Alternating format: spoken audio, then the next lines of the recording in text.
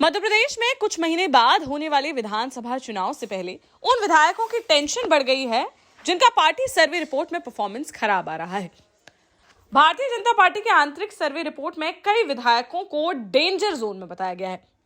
इनमें कुछ वो विधायक भी हैं जो वर्ष 2020 में पाला बदलकर भाजपा में शामिल हुए थे।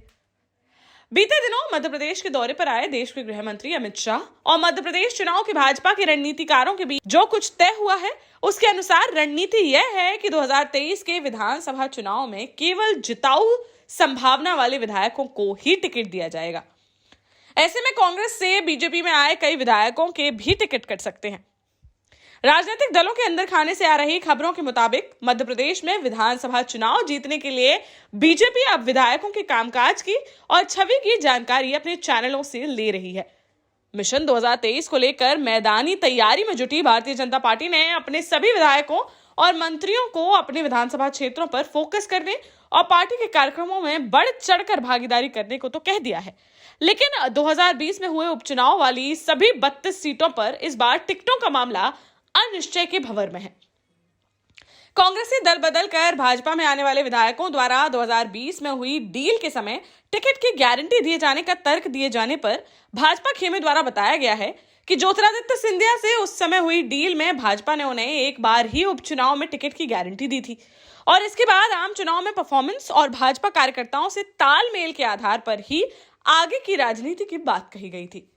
ऐसे में अब सर्वे रिपोर्ट जीत की संभावना के साथ और भी कई फैक्टर टिकट के मामले में निर्णायक होंगे। आपको याद होगा कि वर्ष 2020 में मध्य प्रदेश की 22 विधानसभा सीट ऐसी हैं जो सिंधिया के दल बदल के दौरान कांग्रेसी विधायकों के इस्तीफे से खाली हुई थी, जबकि आधा दर्जन सीटें विधायकों के निधन से खाली हुई और उसके बाद कुछ और विधायक भी कांग्रेस छोड़कर भाजपा में शामिल हुए थे। खबर है कि बीजेपी के आंतरिक सर्वे और पंचायत चुनाव के दौरान विधानसभा क्षेत्रों से जो फीडबैक मिला है उसमें पार्टी के 4 दर्जन से अधिक विधायकों की स्थिति बेहद चिंताजनक बताई गई है।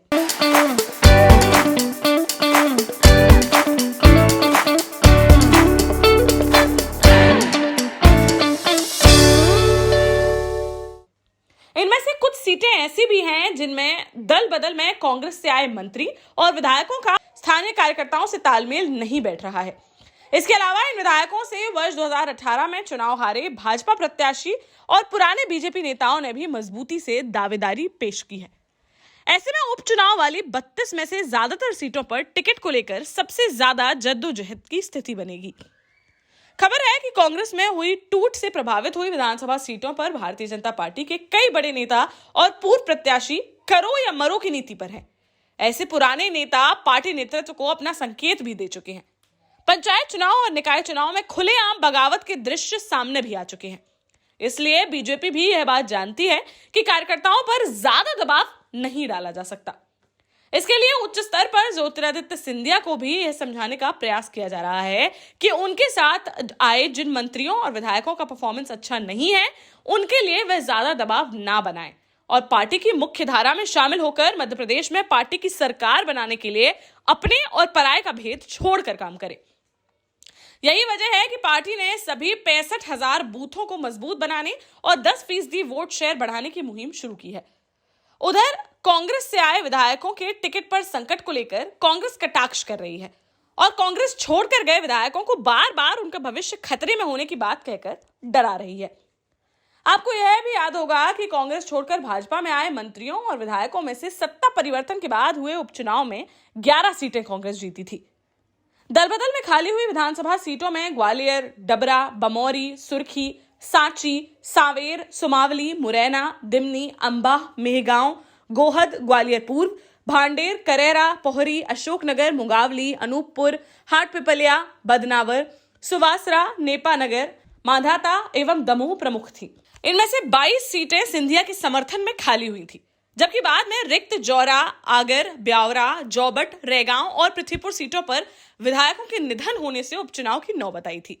अब हालात यह है कि कांग्रेस की विधायकी छोड़कर भाजपा में जो लोग आए थे उनमें से 3 मंत्री सहित 11 तो उपचुनाव में ही हार गए थे और जो विधायक भाजपा के टिकट पर चुन लिए गए हैं अगले चुनाव में उनके टिकट को लेकर अनिश्चय बना हुआ है और इस गुट के नेता ज्योतिरादित्य सिंधिया पर ही अपने साथी विधायकों का राजनीतिक भविष्य सुरक्षित करने की जिम्मेदारी है। मून सिटी स्केप्स बिल्डर्स प्रस्तुत करते हैं आलीशान, आकर्षक residential, commercial, JDA approve project space moon city. Gated complex, hi-tech security और 100% पावर बैकअप के साथ प्रीमियम अपार्टमेंट और इंडिपेंडेंट विलास, साथ ही rich landscaping. Space moon city लाए हैं आकर्षक और आरामदायक lifestyle, swimming pool, indoor game सहित आधुनिक क्लब हाउस आपके आधुनिक लाइफस्टाइल के लिए।